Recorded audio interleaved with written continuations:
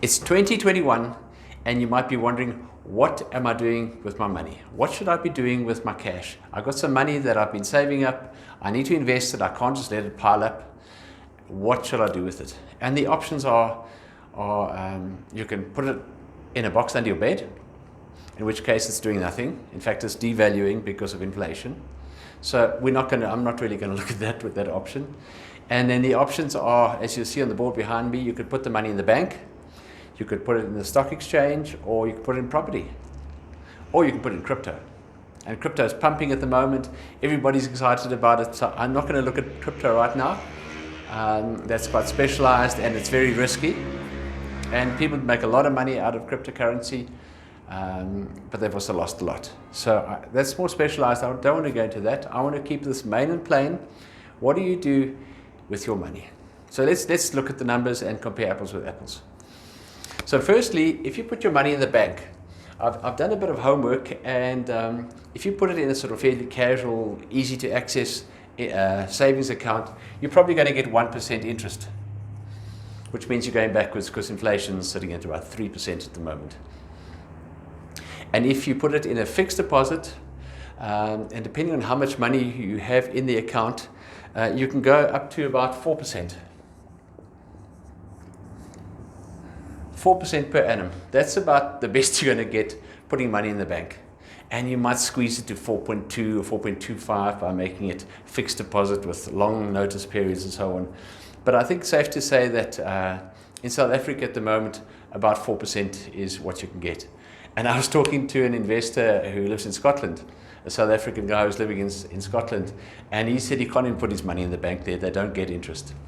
So let's just leave the bank where it is. It's a useful place to store up money and keep it safe temporarily, but it's not a place to save. And as old Robert Kiyosaki loves to say, savers are losers, for that very reason. So let's look at the stock exchange. Now the stock exchange, again, it's not for the ordinary man in the street. If you want to start buying and selling shares, you need a broker and you need to know what you're doing. So it's very specialized. So the options open to the man or the woman on the street is to buy unit trusts. So you buy a basket of unit trusts, you go to one of these fund managers, and I did some research. I won't mention their name now. I don't think I'm not sort of advertising or advocating one above the other, but one of the big fund managers in this country, and I went online and I looked at the interest rates that they're offering. And on what they call their balanced fund, which is the one they recommend and the one that's performing best, and they have a basket of goods they talk about, and they say, we're investing partially in this industry and that industry and that industry and that industry and that industry. And the idea is that they want to sign you up into paying X amount every month, so kind of a forced savings, or they make it flexible, but the idea is that you sign a debit order and you put away some money every month, or you can put a lump sum in as well. So it is fairly flexible, and I like that about them. But what they're offering in the last 5 years, the way they've been performing, the fund I was looking at, the sort of the best of the bunch, and they're getting about 4%, 4.8% per annum annualized. So what that means, 4.8% annualized, is say you're investing money over 5 years. That means if you invested 100,000 Rand at the end of year one, it will be increased by 4.8%. And then that amount will be increased by another 4.8%. And then that whole amount will increase by another 4.8%. So that's the average that it increases each year. And that's beating inflation. That's fair enough, but it's not what I call growth. What I see real growth is in property. My personal portfolio, which I've been told is a little bit unfair to talk about that because I bought it at a different time, but I was able to buy property with 105% funding. In other words, the bank lent me all the money to buy the property. I didn't have to put any deposits down. I didn't have to pay any transfer costs. So in other words, I invested zero, and I'm getting a massive return on those. So that formula isn't really available right now. Because the market's not quite there. But the way the market is at the moment is that if you can get 100% bond finance on a buy-to-let property, and you only have to put in your transfer costs and you may have a shortfall for the first few years if you're getting an agency to look after it. And you know, not everybody is a property expert, so I'd advise you to get an agency to look after your property for you. So get experts involved, let them look after the property, pay for that service, and get the service. So if you were to buy a property right now of about 600,000 Rand, it's just, I'll put the number there for you. And you get 100% bond finance. By that I mean you borrow the full purchase price from the bank. So don't kid yourself, you're not paying 600,000 Rand for this property, the bank's paying 600,000 Rand for this property. But what you're paying for is your transfer cost. So that's about 35,000 Rand. It's going to cost you about 35,000 Rand's worth of attorney's fees to get this property transferred into your name. And then over the next 5 years, you're going to be putting in, you're going to have a shortfall between the rental income and your expenses. Your expenses being your bond repayment and your levies and your rates and some maintenance. And I've done a calculation. I'm not going to go into the details here. I'll go into those sort of details in our investment club. But in this general video, I've done the calcs, and it comes in at about, what did I work out? 30,000 Rand. So over the next 5 years, you're going to be putting an additional 30,000 Rand in. So in other words, you're looking at 65,000 Rand. Okay, so what does it mean on its own? It means nothing yet, so just stay with me.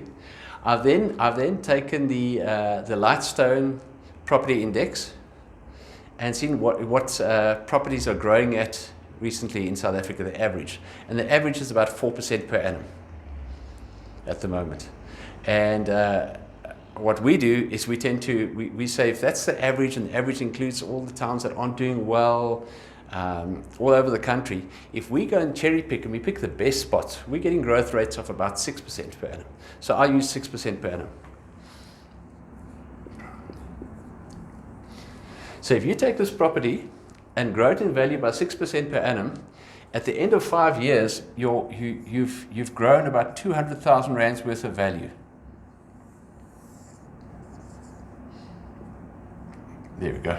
Just getting the right number of noughts in there.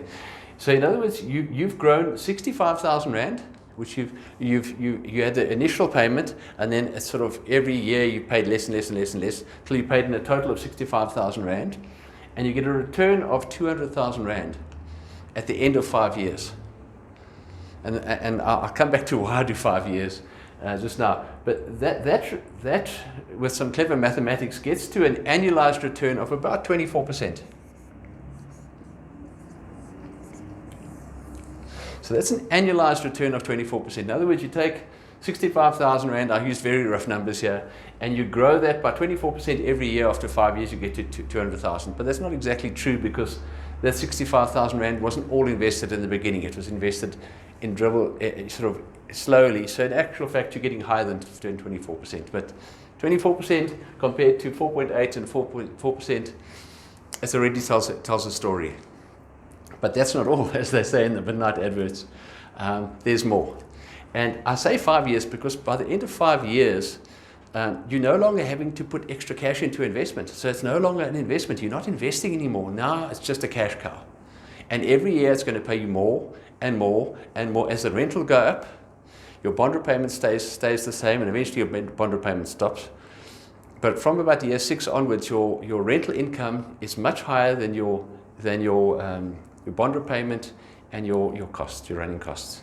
So you find that every year you start earning more and more and more and more income. So I haven't done the calculations, and I just know it's like that. It just goes up and up and up and up. Whereas if you're trying to save a lump sum for the future, if you buy a property, that'll get you there where you only put in money in for about 5 years or so, and it's tailing off every year. Whereas if you had to try and save up a lump sum using the stock exchange unit trusts or using banks, you're going to be putting more and more and more money in every single year, and that amount you're going to put in is going to be increasing every single year. Because if you buy one of these things, one of these unit trusts, they advise you to invest more each year, so that you're being consistent, staying up with inflation. But the result of these is that you're plowing money in more and more and more every single year to try and get to that same end goal. Whereas with property, by year 5, the banks and the tenants are busy paying for you. They're busy building up your fund. So I've gone into this very quickly, very, very roughly, but these numbers are real. We do them all the time. And if you want to know how to do this, I'll leave a link down below here. We offer property coaching. And in property coaching, I show you how to buy the right kind of property in the right place and pay the right price. And I'll show you how to plan your portfolio correctly, and also I give you advice on how to manage your portfolio correctly. And all of that would result in you getting these kind of returns consistently over and over, year after year. So have a look at the link below, and if you're new to this channel and you haven't done so yet, please go ahead and subscribe and push the notifications bell so that the next time I upload a video, you'll be notified. Thank you.